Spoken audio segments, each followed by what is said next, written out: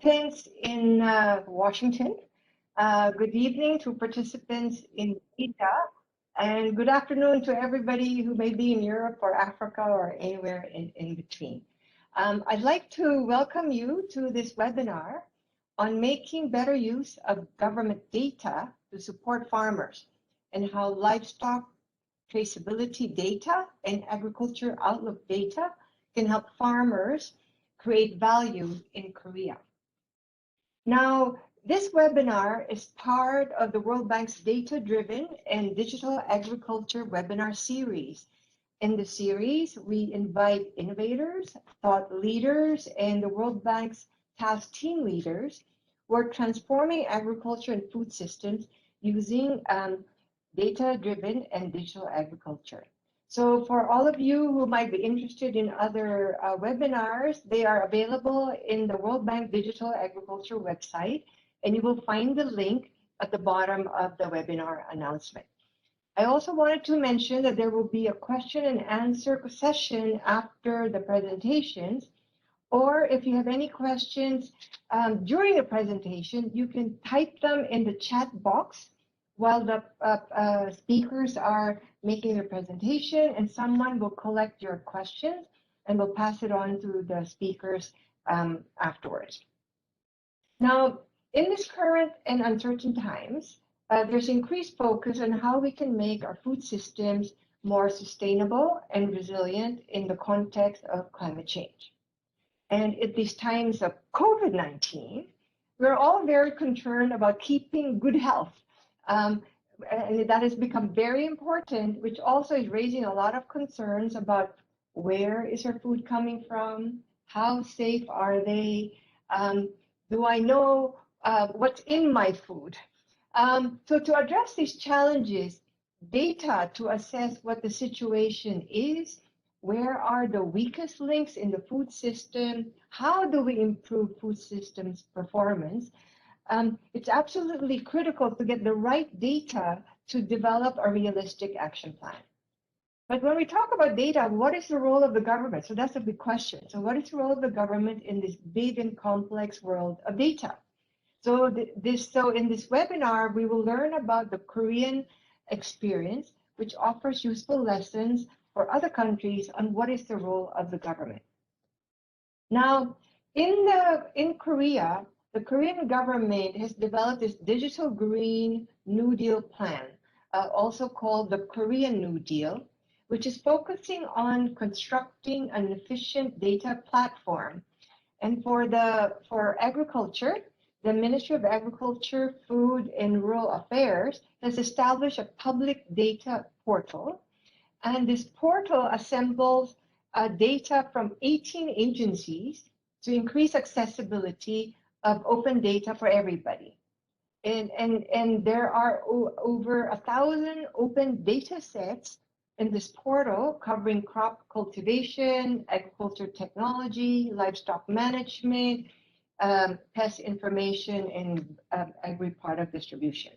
Now, in this webinar, 2 of the Ministry of Agriculture's public agencies, the Korean Institute for Animal Products Quality and Evaluation, and the Korea Rural Economics Institute, which are participating in this public data portal, will showcase how they collect and utilize this agriculture data to foster a livestock product traceability system and agriculture production forecasting. So we're really very fortunate to have 2 speakers with us today. The first speaker is Ms. Onyu Jung, who's the Assistant Manager for the Strategic Planning Division of the Internationalization Project and ODA at the Korean Institute for Agriculture Products Quality Evaluation. Now, Ms. Jung is in charge of the international cooperation at KAPE. She's leading the training program for the improvement of livestock products distribution systems in Vietnam and Indonesia. And these training programs include how Korea built the livestock products traceability system. Our second speaker is Mr. Hong Suk So, who's the team manager for the models research team. in the Department of Agriculture Outlook in the Korean Rural Economic Institute. He actually helped develop, and his primary role is to operate the Korean Agriculture Simulation Model, which was developed in 1995. Now, following our two speakers, we have three discussants. The first is Anne Motet. She's the Livestock Development Officer from FAO. And then we have Mariela Weldon Barras, who's a livestock specialist in the Agriculture and Food GP.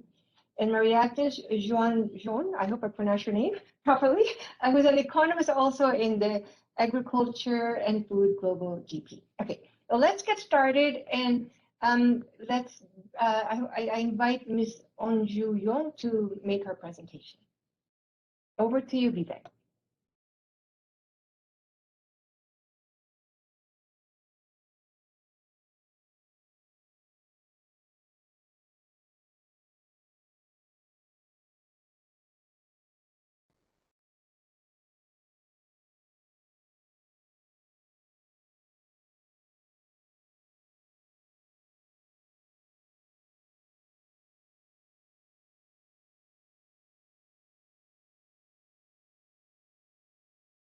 We can't hear you on you.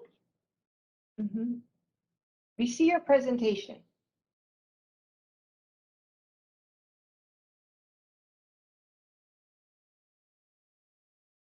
Can you help on you to unmute? Yeah, I have requested her to unmute. We have done some testing, so she'll do that. Yeah.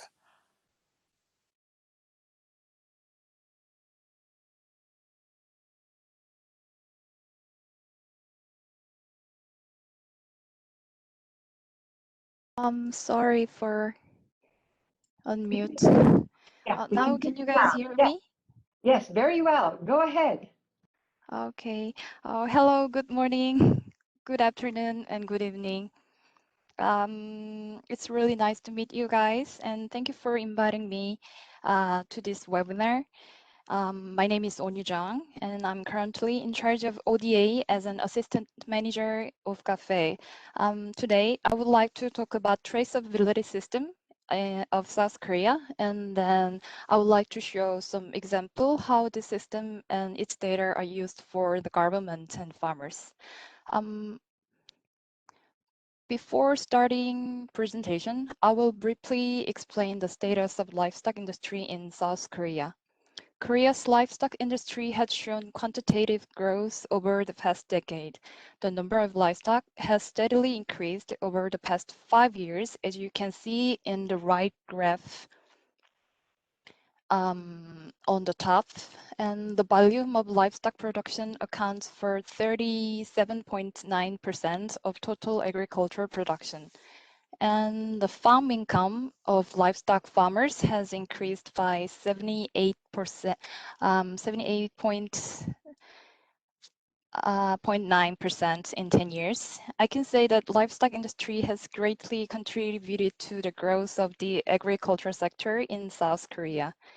And this time, I would like to introduce Korea Institute for Animal Products Quality Evaluation, so-called KAPE, where the Korean Livestock Industry Act stipulates that the government establishes KAPE to conduct grading, quality evaluation, and distribution of livestock products efficiently.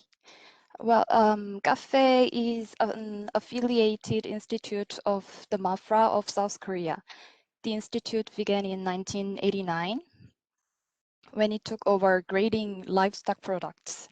By grading livestock products, KAPE aims to enhance quality of meat, facilitate distribution, and stimulate animal improvement. To finally increase the international competitiveness of domestic livestock products. KAPE has three main functions. They are grading system, traceability system, and distribution support. The grading system determines the quality of livestock products or the amount of yield according to scientific standards recognized by the government. It protects the producers, distributors, and consumers by providing purchase and sales index.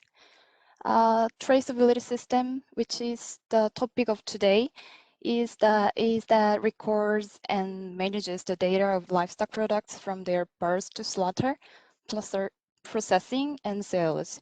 It ensures the safety of animal products and predict the supply and demand. Lastly, distribution support. We investigate livestock products distribution costs and its channels. And also we establish and operate information systems related to livestock distribution. It's to support the government's policy of rationalizing distribution.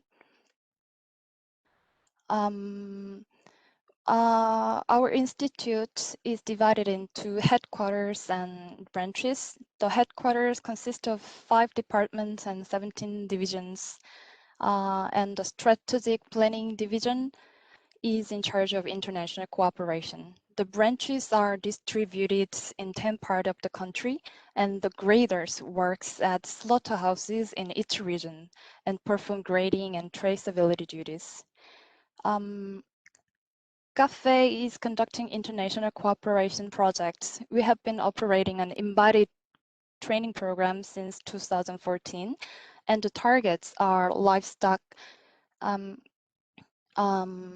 departments or related institutions in Asia, such as Mongolia, the Philippines, Vietnam, and Indonesia. The topic is how to establish traceability and grading system of livestock products by comparing the case of Korea.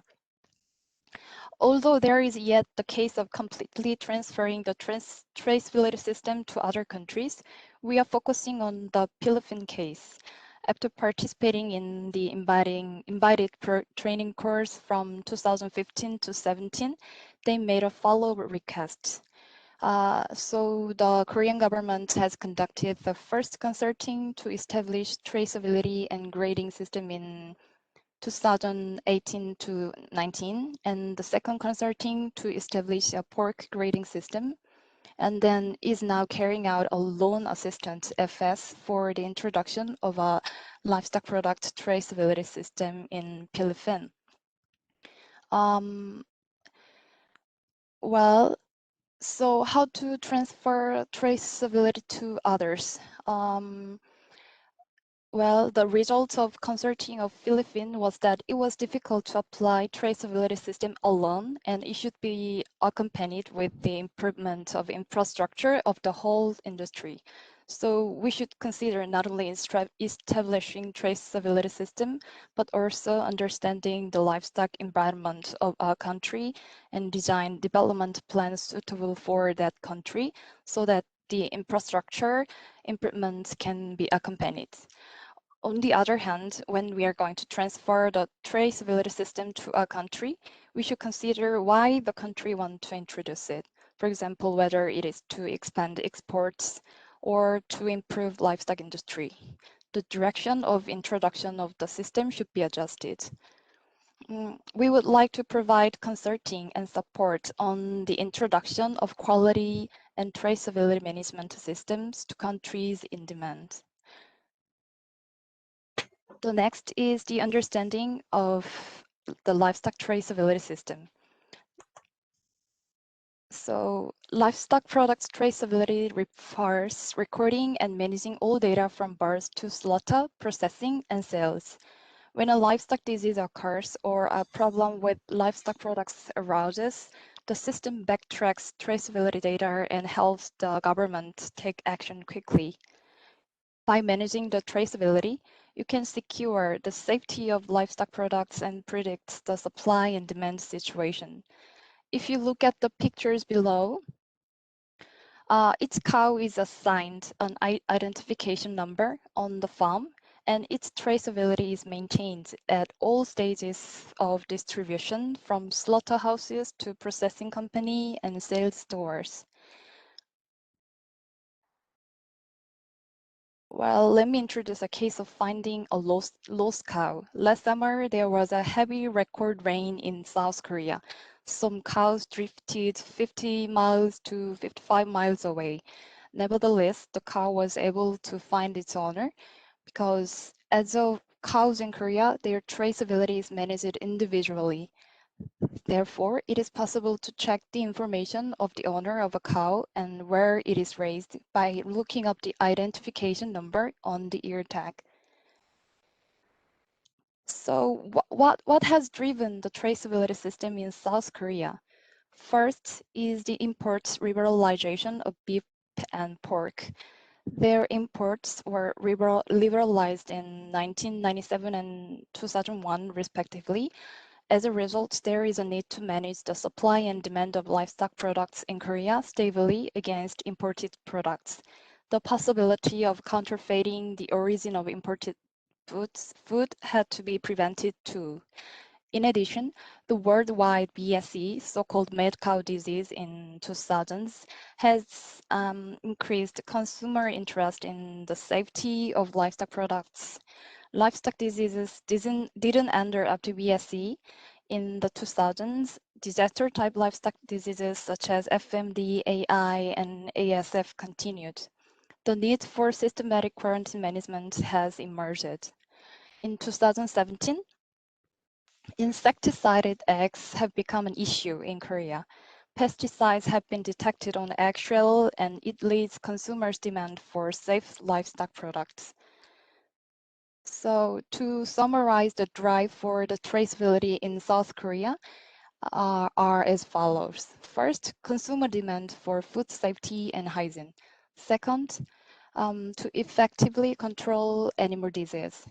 Thirdly, to secure competitiveness of domestic livestock industry. And fourth, to increase farm income. So the process of expanding traceability is like as I explained earlier. So I will skip this. And this is a concept map of how the traceability system is organized in Korea. Well, KAPE is operating traceability management system called mTrace, and yeah, this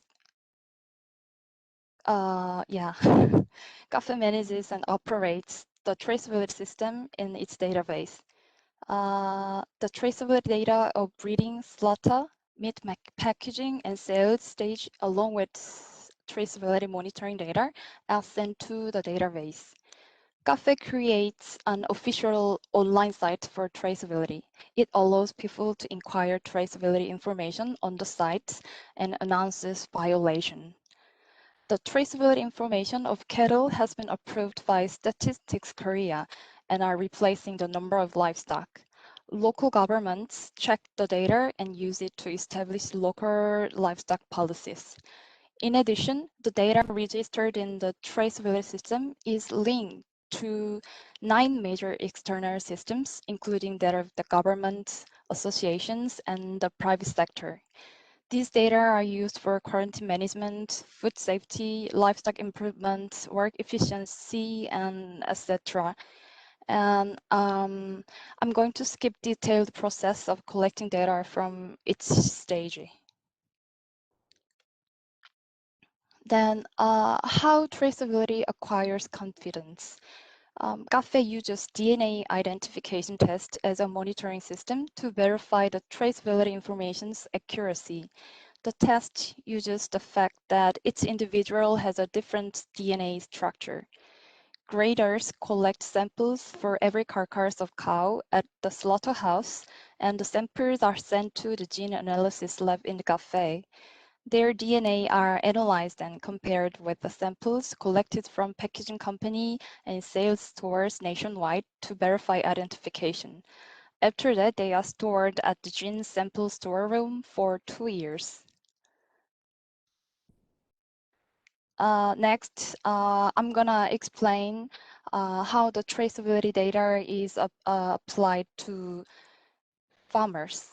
First, one of the main purpose of traceability system is to support quarantine management. We supported the government's quarantine against ASF, African swine fever last year, which had a 100% mortality rate and was prevalent around the world.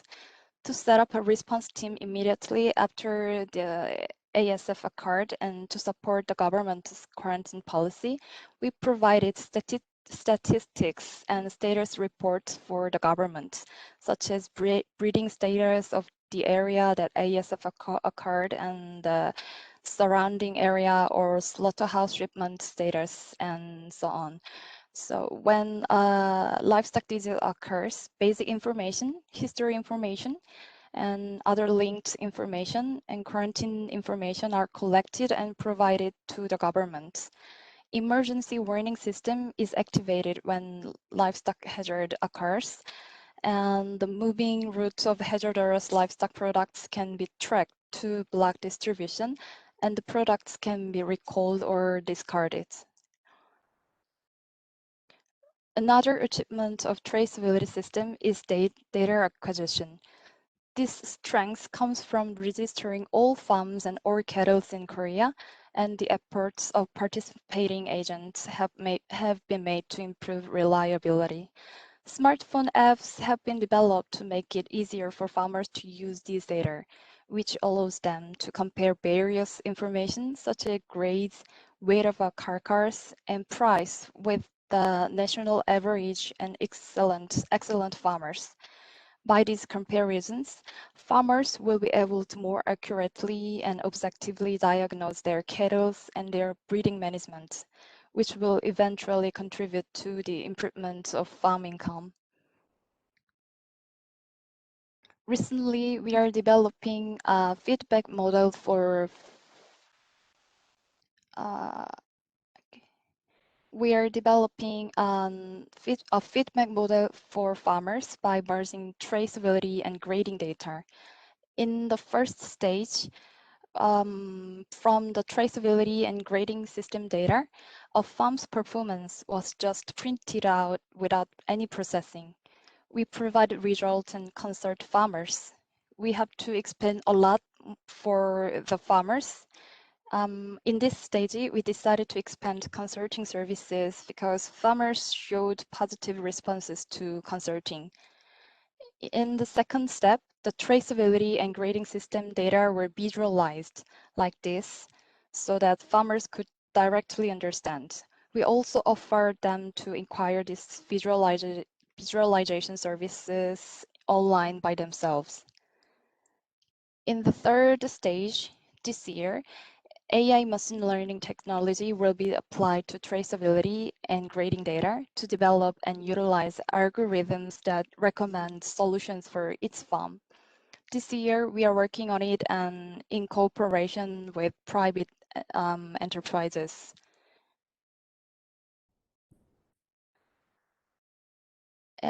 This picture was taken at a cattle market in South Korea.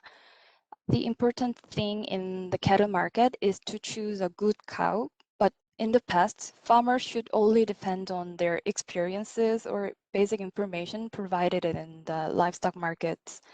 But now farmers can choose a good cow by the traceability application.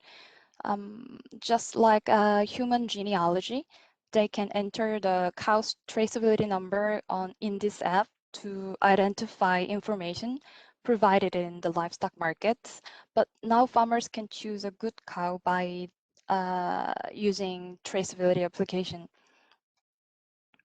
And who the mother, father, and siblings cows are, and also check their grading results, genetic abilities, and their paternity information by this app. Well, now KAPE is opening traceability and grading data through a public data portal operated by the government so that anybody can utilize it. Using this open API, a company has developed an application called 우시장 Plus that helps farmers to buy cows in the cattle markets. So why they develop these applications? Well, in Korea, an average of 300 calves are auctioned in about 80 cattle markets every day in Korea. Cattle market only provides a list of cattle to farmers who come to buy them. Farmers used to rely on their intuition to buy cattle or check the data with the traceability application that I mentioned before.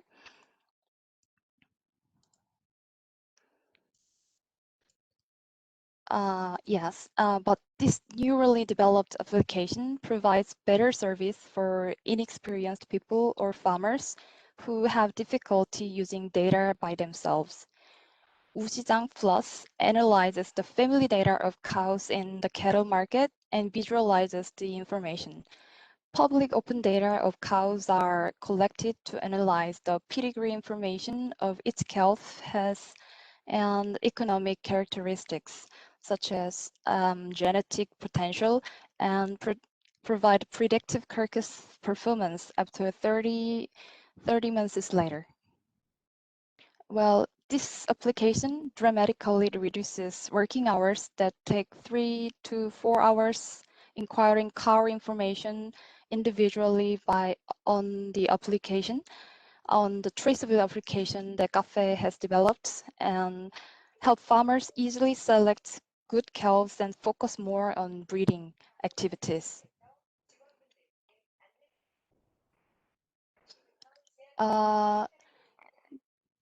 Until now, I explained how we are applying the data for farmers and government officers.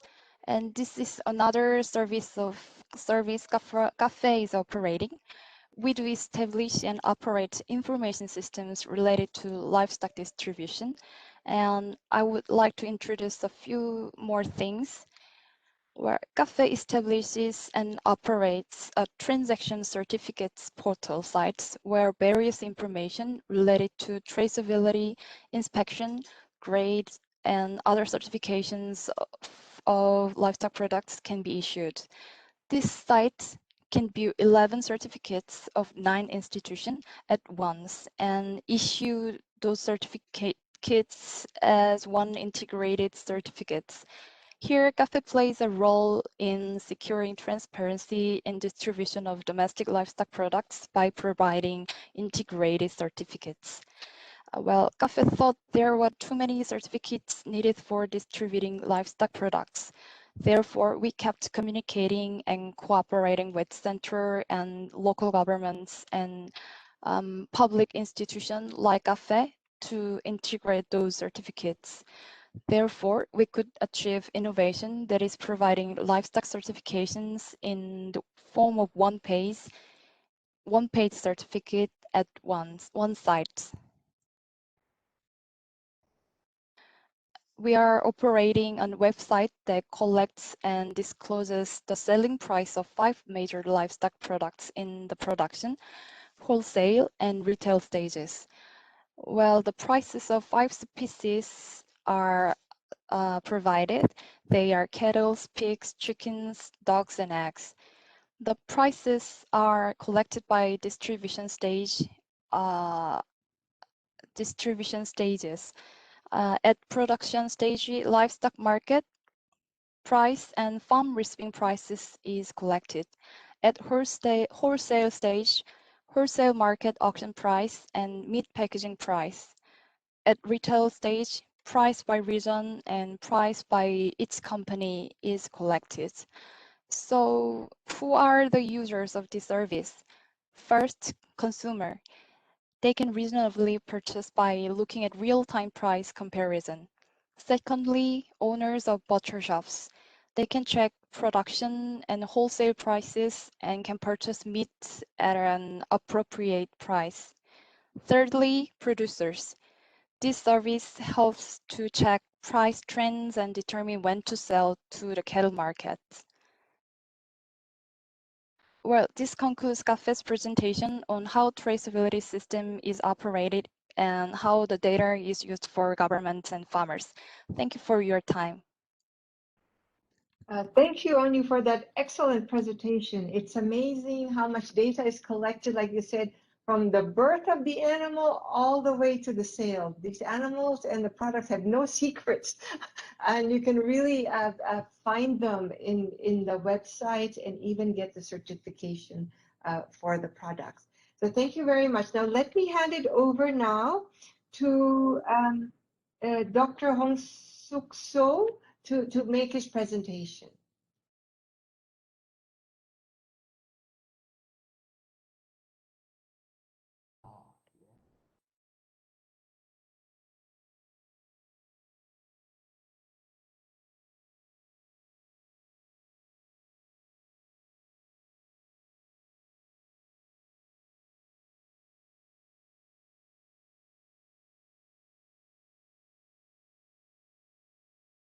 You guys can look at my slide?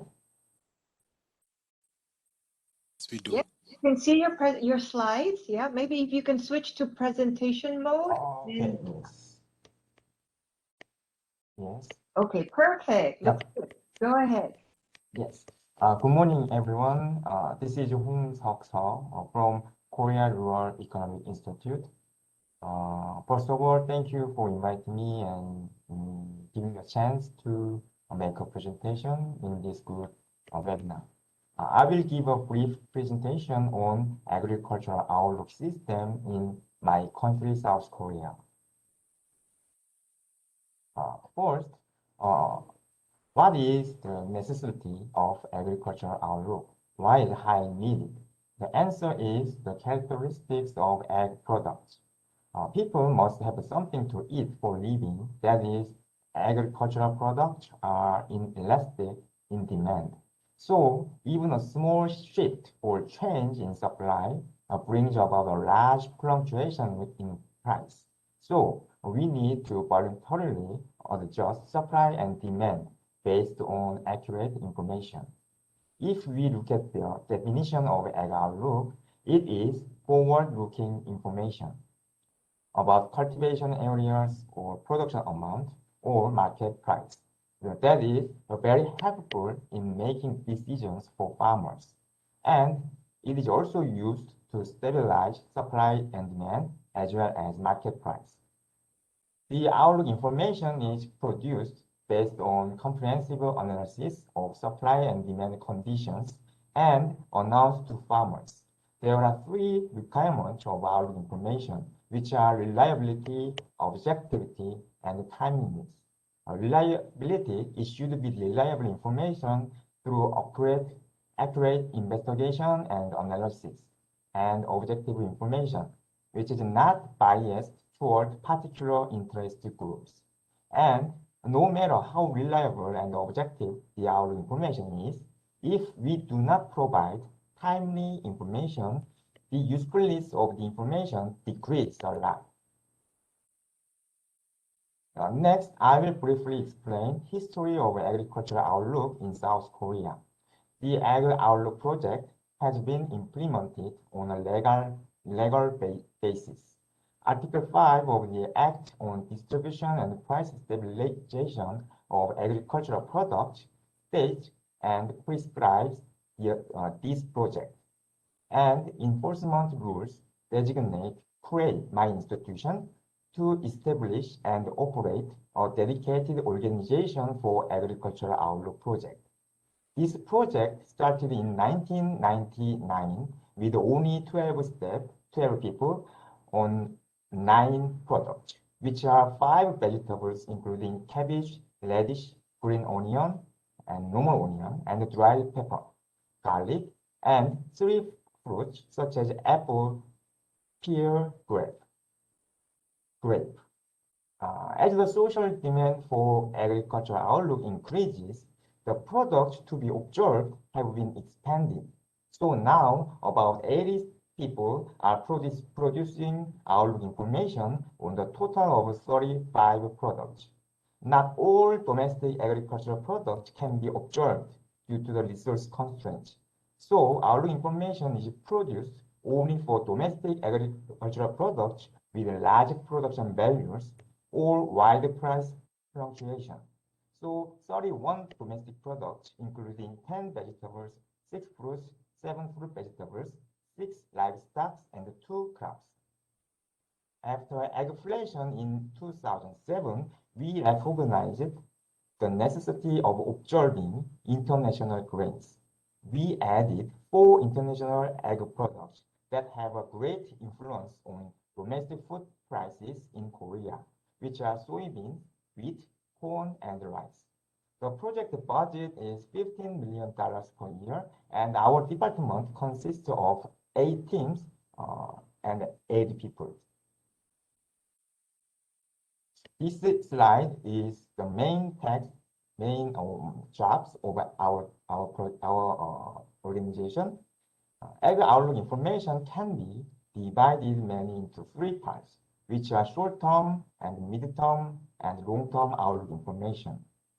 Short-term outlook produces the predictive information for upcoming 1 or 2 months on a monthly basis and mostly predicts the amount of shipping, estimated output, and price trend, and we make monthly reports such as this.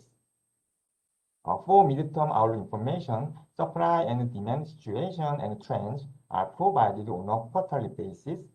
We report this through quarterly magazines named Agriculture and Rural Economic Trends. This is an example of it. As for long-term outlook information, if it is agricultural projection of 2020, then the overall agricultural projection trend from 2020 to the upcoming 10 years to 2030 is released. Lastly, the Department of Agriculture Outlook analyzes on price policies as well as supply-demand remedies to support the government policies, and develops various types of models, including structure model and predictive model to obtain price, acres, yields, or extra. Among these jobs, the most important are short-term and long-term outlook. So I will look at what information and how is produced as well as how is it used. First, the content of short-term outlook. The intended cultivation areas are provided. The information is announced 2 or 3 months before sowing. So it helps farmers to decide which items, which products to grow and how much to grow. Also, the actual area are estimated before harvest. The information can be used for government to decide whether to implement supply control measures or not. We also provide the estimated yields and the production amount calculated by multiplying the acres and yield. With this information, the government prepare for supply and demand control measures concretely. There are ag products whose import quantity is very important. For example, almost 50% of dried peppers we consume in our country depend on imports from China. For such items, information on China's supply and demand conditions and forecast of import amount are very important in predicting the market price in my country. There are also agricultural products whose storage situation has a significant impact on their demand and supply as well as prices. We estimate the current volume of storage of such items, such as storage capacity of farmers and distributors and the level of storage. With this information related to supply and demand conditions, the predicted market price and the shipment volume by month is provided. This information helps farmers to establish the proper good sales plan schedule by themselves. It is also useful for government to take preemptive actions such as import increases or isolation from the market or on-site disposal. Next, I will brief you on the creation process of short-term outlook information. First, we collect lots of data, various data on supply and demand from various sources. We conduct direct surveys of farmers and a phone survey of local experts. Sample farming households are approximately 16,000 people. We ask them on a monthly basis how much they are willing to harvest, or how much they harvested already, or how much they will ship, what the crop condition is, and etc. Based on the results of the survey, we calculate the amount of change compared to the previous time by I'm sorry.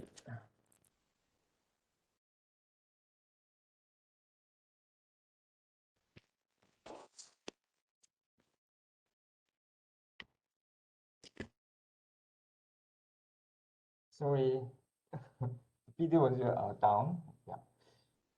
So I will continue based on the results of the survey. Yes, we calculate the amount of change compared to the previous time by city, and then province and nationwide level. Local experts knows the situation best because they observe and investigate them closely. We ask them for the trend of supply through telephone or fax. Also, we carry out an on-site investigation. There is a field survey team composed of 25 people who actually measure the cultivation area, cultivation acres, and growth status of agricultural products, maybe about 4 days a week. Due to the limited resources, it is targeting supply sensitive agricultural products such as garlic, onions, peppers, cabbage, and radish, and is being investigated only in the main producing area. When we ask the question, when we get the question, what kind of ICT can be applied to agricultural outlook? The answer would be drones. In collaboration with the organization specialized in drones, we began to utilize drones for agricultural outlook, maybe about 4 years ago. By using drones up here, we take pictures while moving around the area. We make the estimate on the cultivation acres or shipping acres, as well as expected output. The technology is to identify crops or predict crop conditions is still lacking. So technology development through a lot of R&D investment is required. This is an example that we identify the items planted for a specific area and calculated the area using drones. You can see the parcel division in farmland. Total acres is 2,268, and the parcels the garlic is planted are there. 3.4% of this area is garlic, and onion is 26.5%. Chinese cabbage is 6.9%, and cabbage is 1.3%. Acres not used are there, amounted to 54%. This is a big number. This is because drones were used around March to calculate the area of winter crops in this area, such as garlic and onion. So we are focusing on finding the acres of garlic and onion. In addition, when special issues such as typhoons or drought occur, regional advisory meetings are held with experts in the area to gather information. Also, we gather statistical data announced by various organizations such as National Statistical Office, Korea Customs Service, etc. The second stage is analysis and estimation. With the secured supply and demand data, we analyze it and extract the estimated forecast number in the near future. Here, not only the results of the surveys, but estimates obtained through the econometric models to predict cultivation area, yields, and price are also used. So we determine the final outlook figure, final forecast figure by comparing several numbers estimated from various methods. With the draft monthly report, Central Advisory Council is held to make a final check on the observation figures, outlook number. The National Advisory Committee is consisted of national experts, such as producer group, specialists at the wholesale and retail stage, and auctioneer or distributor. This council is very important. So, person in charge of the egg product from the Ministry of Agriculture, Food and Rural Affairs, this is the name of our country government, participate in this council to give the final confirmation of the outlook figures. After determining the final figures by reflecting the advisory opinion, a monthly report is prepared. Final stage is distribution. Such generated outlook information is distributed to farmers and policy makers through various routes. The routes include mail out, email, the official website where outlook information is posted, social media, text message, and press coverage. To provide farmers with easy access to the information, the monthly reports are placed in places often visited by farmers, such as Korea Agricultural and Livestock Cooperative Federation and Ag Technology Center and etc. Let me briefly tell how this short-term outlook information is used. For example, farmers can make decisions on issues such as what crop and how much to cultivate, how much to plant, and when to ship into the market based on this outlook information. It would be the central government that makes the most use of the short-term outlook information. The central government has an obligation to stabilize the supply and demand of ag products as well as price. The government implements policies such as shipment control, isolation from market, or release to market. To stabilize, at that time, the outlook information is highly utilized when deciding how much amount and when these policies are implemented. I will provide examples of several decisions government has taken based on this information. Government used the information as basic data for some supply-demand stabilization measures. I collected some example of how the outlook information was actually used as of the last year. In the case of spring cabbage, we forecasted that the production would increase by approximately 11% compared to the previous year, as the government obtained the oversupply warning information. They stopped 7,000 tons away from the market. We forecasted that price was expected to fall sharply, but as a result of this market isolation action, the price was stabilized, and we were able to prevent the farmers from large income loss.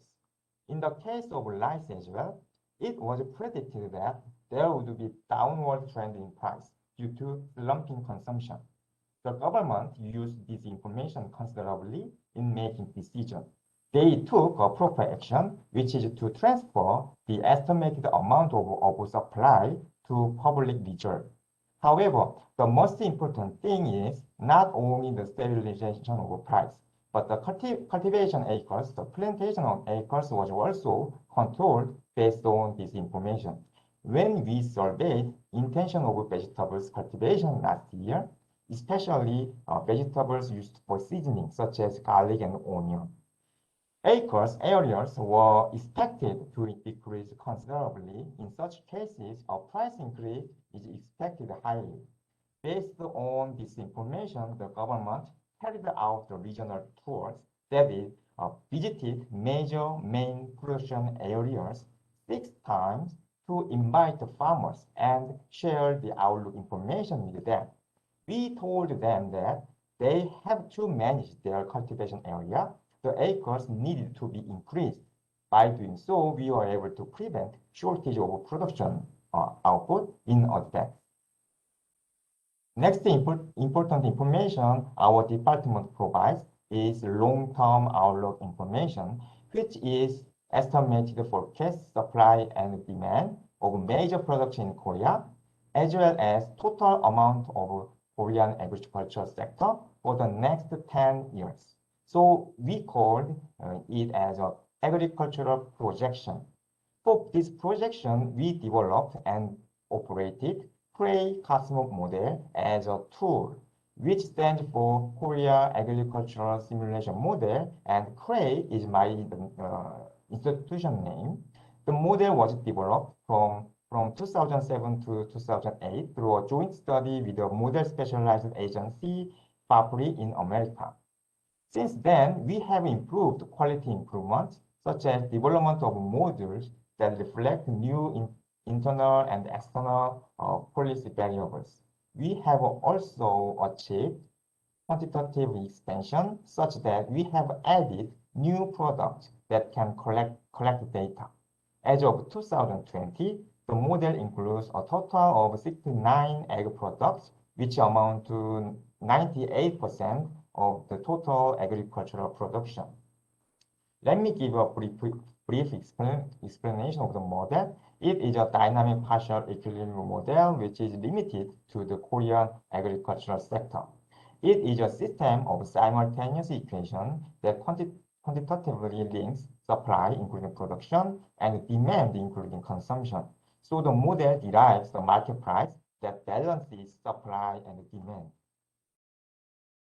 This figure conceptualizes the we need to wrap up. Could you complete the presentation in about 3 minutes? Okay. Yeah, we're running out of time. Thank you. Yeah. Okay. I will pass this slide. Long-term projection is used to guideline for the government policy direction. For example, when the demand for traditional agricultural products is expected to stagnate, the government devised various plans to expand demand. Or taking into account the prospect for decline in agricultural workforce and an aging population, policies can be formulated to expand the agricultural workforce for the young. And by using KREI Cosmo, we can simulate the effect of policy alternatives and external shocks. We can share know-how of outlook process accumulated over 30 years and techniques related to outlook to other countries. I tried to share several things that can be shared. I try to find several things. I did not explain in detail in the current presentation, but there is some difficulty in each procedure and very complex. In terms of short-term outlook, first one is how to design and extract sample farming households for each ag product. Second one is how to estimate outlook figures, including statistical technique as well as modeling techniques. And we can share how to efficiently distribute the outlook information to farmers. In long-term outlook, through a kind of joint research, we can help developing a dynamic partial equilibrium model for the ag sector of the country, like KREI Cosmo. Also, we can share how to derive long-term projection using this model, as well as how to use the model to analyze the impact, such as tariff cut or adoption of new policies. Generally speaking, if you wish to implement an agricultural outlook project in your country, we can tell you how to operate and organize the overall work. This concludes the presentation I prepared today. Thank you for your attention. Thank you very much. It was a very interesting view of the agriculture outlook, how you collect the data, but more importantly, how you use this to develop an ag forecasting model that then helps the government make decisions. Now, let me now invite our discussants. Let me start with Anne. Dina, can I interrupt you for a minute? Can I request the two presenters to look at the questions in the chat while the discussants are talking, because then they will be able to respond to questions better. So I request both the presenters to look at the questions in the chat. You already have very good questions coming from the audience, so please look at them, and then we will have a good Q&A session. I would also request the discussants to restrict themselves to 5 minutes each, because we want to bring, it's unfair. We have people in the field from Bangladesh and all asking questions, and we don't take their questions. This will be a very bad precedent. So please restrict yourself to 5 minutes each. Thank you. Dina, over to you. Thanks. So let's keep it short. Let's start with Anne. Anne, go ahead. Thank you. I'm going to be very short. So I'm invited today just to give you a little bit of information about what FAO is doing on animal integrating information systems. I think from the presentation on KAPE, I think we all see how important they can be for animal health, for product quality, food safety, and just one mention to start this discussion is that FAO, through its contribution to the Codex Alimentarius, is involved in including traceability in international standards. So I think it's also very important in terms of international trade, for example. So we have a very good example from Korea. I think it's a bit of a state-of-the-art example to start the discussion. What we do in FAO is that we help countries develop such systems that we call integrated multi-purpose animal recording systems, and we publish guidelines, for example, on how to do that in a country. And this it starts obviously with animal identification and registration in a database. Then it's about animal traceability from the plate back to the farm, and we can discuss how far this can go. Animal health information about vaccination, for example. And finally, one aspect that is very important and becoming more and more important is animal performance recording and monitoring. So what the guidelines include, and what we help countries with is obviously to start with an analysis of the current state of animal recording systems and how they can be developed in a country. That includes, for example, guidance on the type of IT systems you might need, but also the type of legal frameworks that is required for that. And finally, how, for example, how to evaluate costs.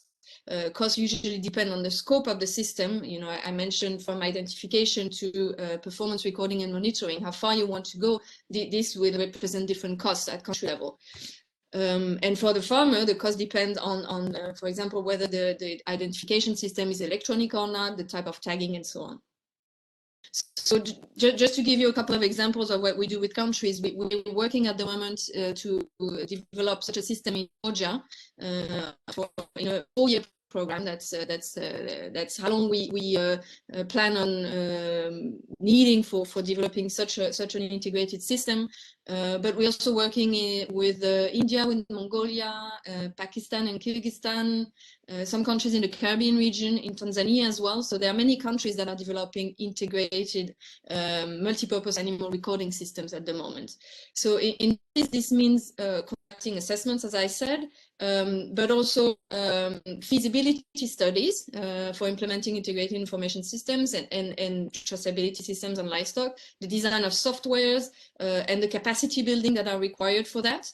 But also it usually starts with some pilots. So we usually implement such systems in limited areas to test the traceability and then upscale it.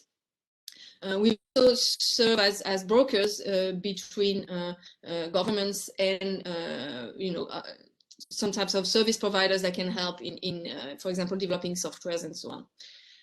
So the last point I wanted to make, because I think it's very clear for everybody how this can be linked to vaccinations, as I said, so animal health, preventive measures as well. But I think it's also important to mention that performance recording and monitoring can have application as well in improving the sustainability of the livestock sector. And I think this is something that is very much discussed in investment for livestock. And for example, in the context of climate change, we're working very much with the World Bank on assisting countries on data for assessing the impact of livestock investments on climate change and what we call the co-benefits. And these kind of work requires a lot of data, and integrated systems like the ones we are discussing today can be of much help also for assessing the sustainability of our investments in livestock. All this requires a lot of data. I saw on the chat that Michael Morris mentioned deforestation. If we're looking at traceability, how far can we go in terms of georeferencing of the animals, and this can have also some implication for sustainability. That's all I wanted to say. Thank you very much. That's really great to hear FAO's program for animal recording and the guidance on the how-to for countries if they really want to venture into it. So Mariela, over to you. Thank you very much, Dina, and thanks to the speaker for the presentation. I would like mainly to reflect on the presentation of Ms. Onyu Young. We know that a range of technical technologies in the food system are already leading to better inform and engage consumers and producers. This technology range from simple offline farmer advisory digital videos to complex systems such as the one presented here. Adoption of these digital technologies can vary significantly across the countries, with lower current adoption rates in low-income countries. Increased its adoption in the food system requires addressing supply side factors, such as low rural network coverage and availability of digital applications, and also from the demand side factors, including need for better skills and knowledge, trust, affordability, and the absence of complementary investments. Furthermore, at the World Bank, when investing in improving food systems in low and medium income countries, we also need to consider other big investments, such as better roads, uninterrupted electricity, post-harvest storage facilities, the construction of solar houses, and of course, better logistic linking farmers to market. But going back to traceability, and as Ms. Young rightfully mentioned, traceability systems, like other public structures, are typically set up or strengthened after some crisis, and animal-related crises more frequently involve the spread of disease. And in other cases, the objective being pursued is to fight thievery and smuggling, and that's with the tax compliance. They are the set of typical public good justification for this kind of system. However, there are other potential uses that do not fit the usual definition of public goods, and these are preserving and enhancing market access in high-value markets. And here, the benefits largely accrue for a specific group of producers, could arguably support the idea that the same group is asked to bear financial burdens. This position on the matter is, however, questionable, since the interests of the producer and the government don't need to be opposed, and public good function may be led to justify the implicit subsidy. So from this, I would like to know what is the percentage of coverage from the traceability so far in Korea, and in terms of regulation, if the traceability is voluntary, like in the US, or mandatory only for exports or for all national livestock, like in Uruguay. I would like to know if this system is, how is the system is financed, if it's mainly financed by the public sector or with contribution from the private sectors. And my interest behind this question is mostly to know and discuss about the reception from the private sector, if they were reluctant, and to explore where were the efforts that were made to raise their awareness and secure their involvement, particularly for small producers, for which we can assume the cost of this technology might not always be easy to accept. I have a second point that is about animal diseases. I wanted to know that besides the information on major transboundary animal diseases, such as African swine fever, if these animal data are integrated in the system to be analyzed as against the carcass grading result. And this question is particularly important and relevant when thinking about the impact of endemic and subclinical diseases. And my third and final point is to make the connection with One Health. I noted that the data are shared with other organizations in the government, but how this translates in terms of the One Health approach and what are the opportunities and lessons learned here. Thank you, back to you.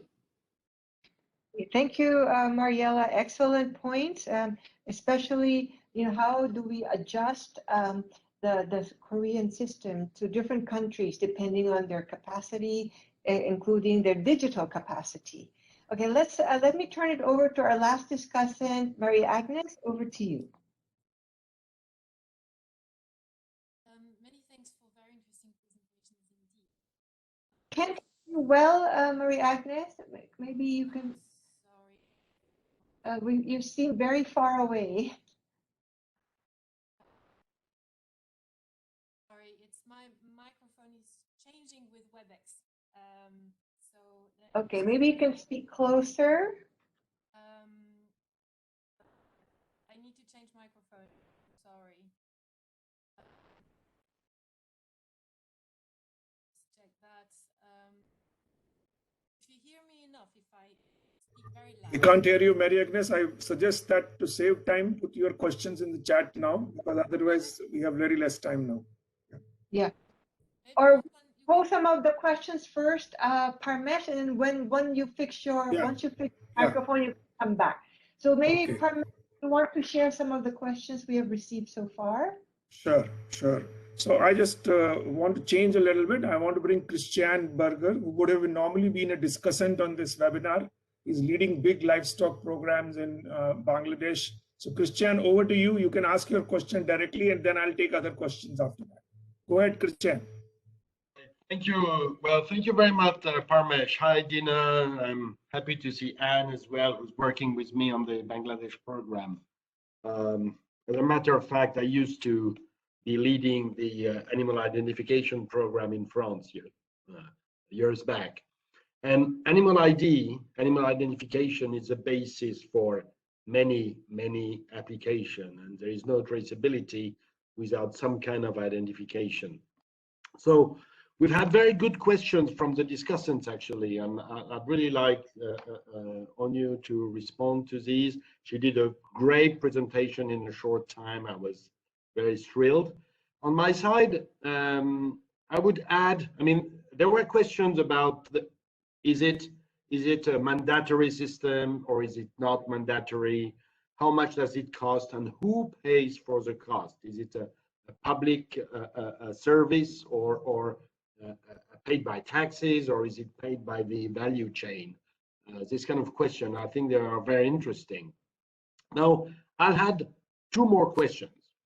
One is, to start, how long did it take in Korea to start an animal identification and trace system from the onset, which is basically decision-making at the Ministry of Agriculture of Livestock and a legislative process, because there are laws behind that. So how long did it start from the legislative process to setting up the database and having it operational? Is it 1 year, 2 years, 10 years? What is it? And I'm raising this question because we're trying to work with Bangladesh on this very large livestock development project in setting up a database. And we've not been very successful to date. We lost kind of a year, and Anne knows well about it. But we would really like to have some technical assistance to Bangladesh to help them develop this animal identification system. And so my second question is very practical and very business orientated. Would KAPE, I would say, be interested in supporting a country like Bangladesh in developing its own animal identification and traceability system? Over to you. Great presentations and great questions in the chat, as you mentioned. Okay. Dina, I'll add now other questions apart from the ones. Maria Agnes is now connected. I'm ready now. If you hear me. Maybe let's finish with the questions on traceability and then bring Mary Agnes, because I think her questions are on the egg outlook part of it. Is that right, Maria Agnes? Are your comments on the ag outlook? Yes, they are. Okay, so we'll pause and then we'll bunch that with the ag outlook question. Over to you, Permit. Okay, so we have a very interesting question from Michael Morris, who says that does the Korean cattle traceability system allow direct verification of where the animals were raised or only identify the owner of the animal? Because in South America, we need to verify animals which were not raised in deforested areas, and owners do not report accurately where the animals are raised. So please explain where are these systems? Can you trace them where animals are raised or only the owner of the animals? The other set of questions which Farbod is asking is that how does the South Korean system compare with other well-performing countries such as Ireland and Uruguay? Because these are the two countries which are leading in the livestock traceability systems. And finally, there are more clarification questions which Mujahid is asking about. How do you create linkages of effectiveness between integrated transaction certification with traceability data? And can you give more links to what they're doing there? And these are the main questions on the ONU presentation. So Dina, I'll leave it to you. Should we take Mary Agnes's comments and then ask both the presenters to present? Or should we ask ONU to present, answer questions and then take the outlook questions? Let's let Onyu respond to her questions, and then we'll bring Maria Agnes afterwards with the other questions on the outlook. Go ahead, Onyu.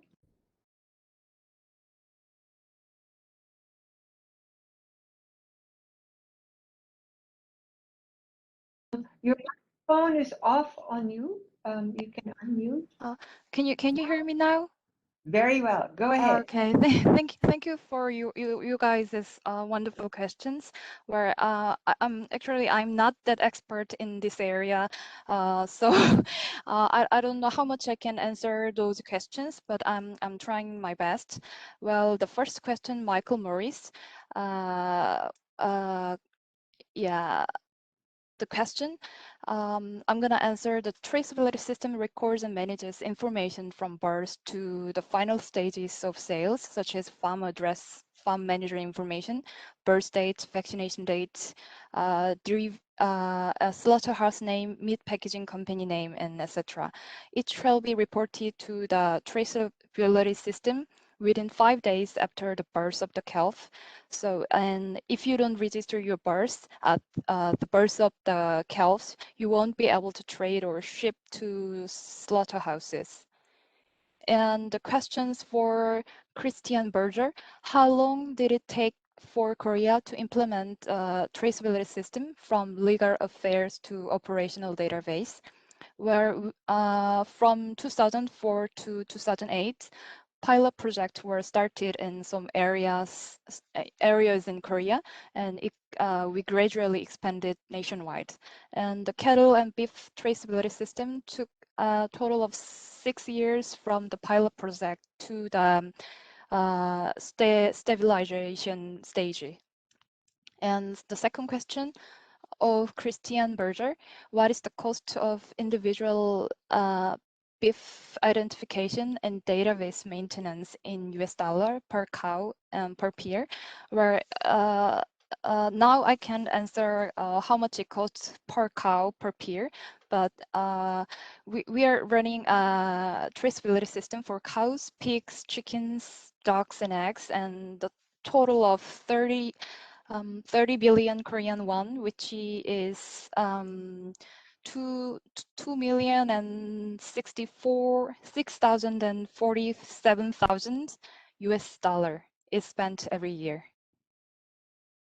And third question, animal tagging is done manually. Is there any modern system to guarantee traceability without tagging? Well, ear tags, which is currently used to identify individuals in our system, are used in developed countries too.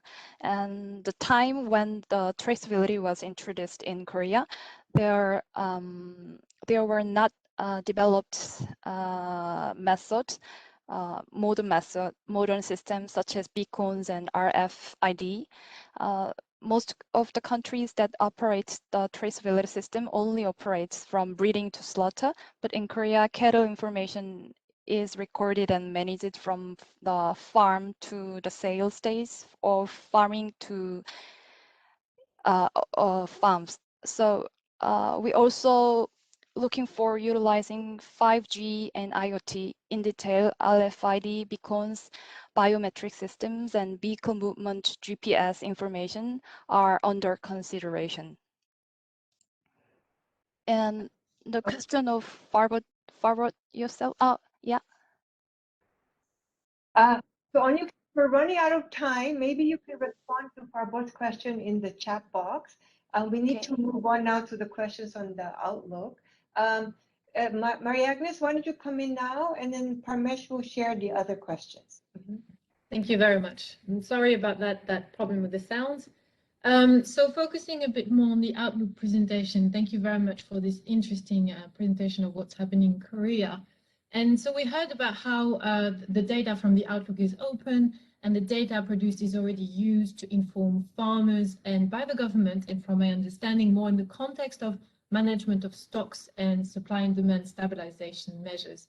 And this is a very important issue, including in our client countries at the World Bank. And I'm wondering whether and how the data created could be used further in the context of agricultural policy, and to what extent new technologies and global platforms could help augment them.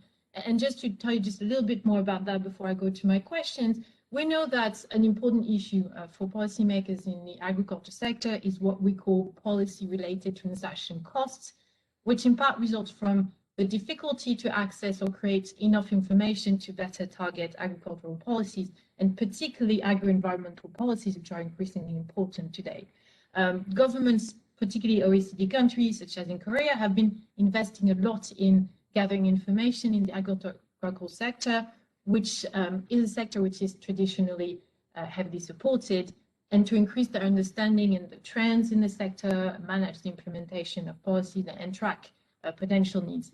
However, for a long time, collecting data was still quite costly and difficult, particularly data on the environment. And as a consequence, policies have always been second best solutions. And in some instances, there are some unintended consequences, as farmers' behaviors and decisions are being influenced in a way which might be detrimental for the environment, for example. And this includes, for instance, the overuse of inputs and of other resources. Input subsidies for fertilizers or irrigation can influence producers to produce on certain crops on certain soils and in environments which they might not necessarily be suited for, unless using lots of chemical inputs and, for example, or heavily relying on irrigation in non-sustainable ways. And we've seen that all around the world. And the first time I realized actually that issue was quite a few years back, but during a presentation of a paper analyzing the European Union Common Agricultural Policy, which was showing how maize in France was being produced in all the more water-stressed areas you could find in France. And this thanks to important support to irrigation. So outlook and forecasting tools used until now, and the one presented today, are relying on very complex economic models with very strong economic assumptions about supply and demand. But rarely and only recently, these analyses and models which were informing policymakers were taking into account the environment and agronomic dimension, which, to be fair, was impossible to include before.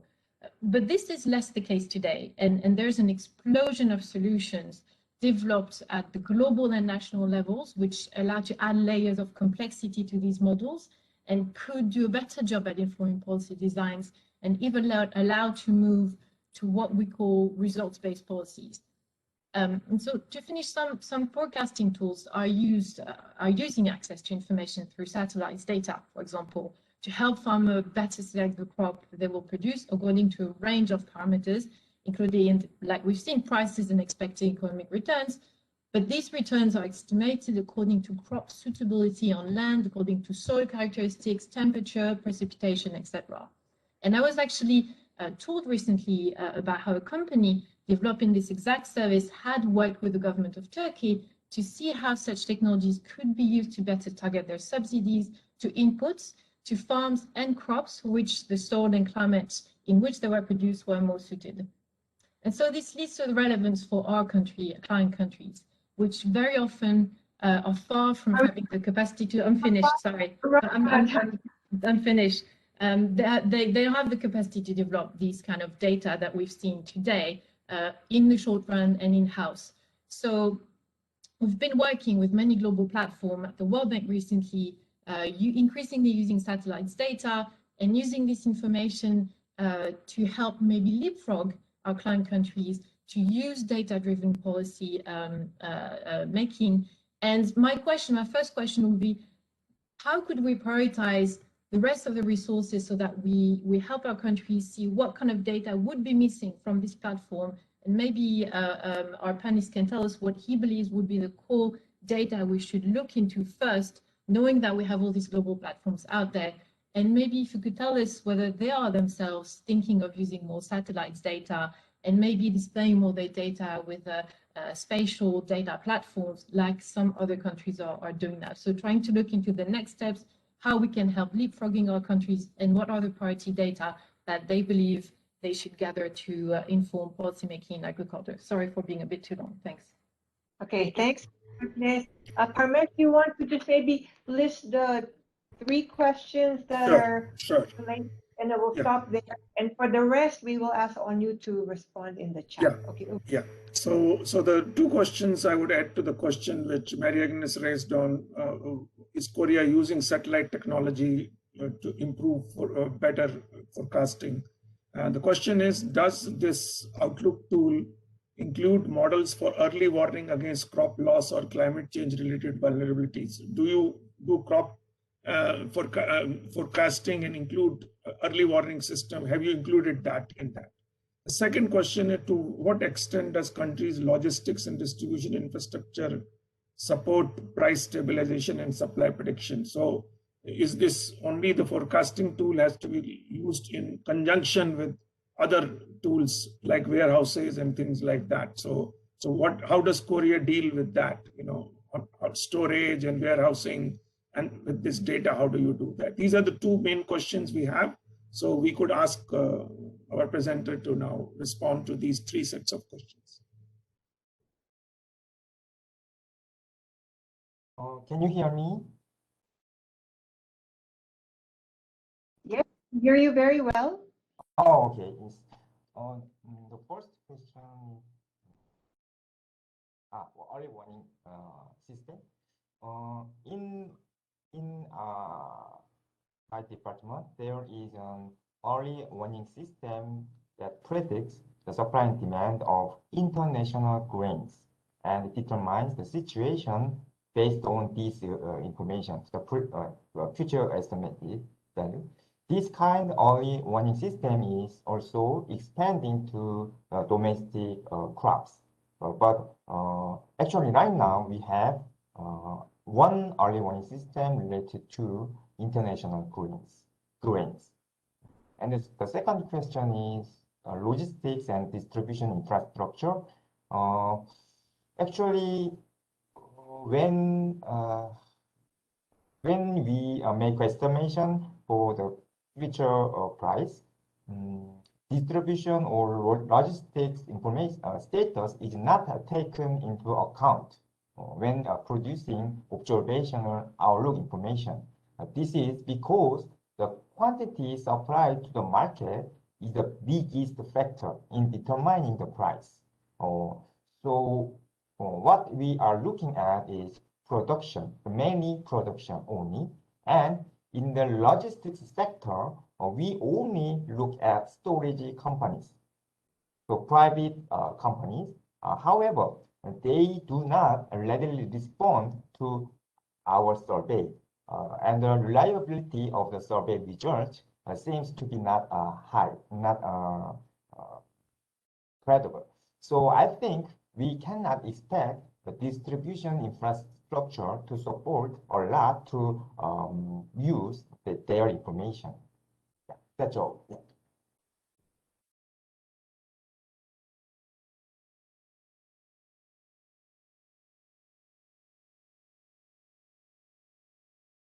Parmesh, do you have other questions that you might want to pass on also? I think we are okay with that. I just wanted to announce that because there were a lot of interest in the livestock traceability presentation, we'll organize a deep dive discussion with KAPE for Christian and his team. And we look forward, we can build a next round of proposal for the Korea World Bank Partnership facility, which allows collaboration between Bangladesh and KAPE. And so that we will work with you now on that. So that's the purpose of this, is to really expose you to the Korean expertise. And then in the next round, we could use this to really develop a very concrete proposal to make this technical assistance really work better. Just to highlight what Christian said, and a lot of livestock teams have raised these issues, so we could look at a more focused discussion on that, since there's a lot of interest among the livestock teams there. And just wanted to let everyone know that. Okay, so since we only have 2 minutes left for our webinar, let me then close by first thanking Onyu and Hongsuk for these excellent presentations on the livestock traceability systems in Korea and the agriculture outlook, and also our three discussants, and Mariela, Maria Agnes. I'm sure you would like to have more discussions, and like Parmesh said, since we don't have time, we can have a follow-up meeting. But what I do want to say is that these data platforms, whether they be the livestock traceability system or the agriculture outlooks, they're really powerful tools not only for the government to provide, I would call, key public services like food safety, but also and forecasting in terms of, is there going to be a food deficit and what can be done. But at the same time, they're also powerful tools for the private sector, like for the farmer to know what kind of animal he's buying in the farm, or for improving credibility of their products in the market. So this is really just a start in terms of what we can do with all these digital technologies in the food system. And I hope that this sparks your sort of excitement to explore this and see how we can apply this into our countries. But of course, we have to tailor it to the local conditions. So thank you very much, everybody. I think they will be circulating a recording of the webinar right after. So if you miss anything, and we do have the contacts of the speakers, so if you have any questions, we can also follow up with them. So thank you, everybody. Have a good night here in Asia, a great day in Washington, and a wonderful afternoon for everybody in between. Thank you so much. Dina, thank you, Parmesh. Thank you very much, Dina, and thank you very much, Mariela, Maria Agnes, and Anne, for being available for such a short discussion. But we will have a follow-up deep dive definitely on this issue, livestock traceability, because Christian and others have clearly shown interest. So we're going to make this into a more lively kind of a thematic kind of a session there. We will do a deep dive session on this later on. Thank you very much. Appreciate both the presenters as well. And Dina, thanks for chairing. Great, great webinar. Thank you very much, Parmesh, Dina, everybody. Bye-bye.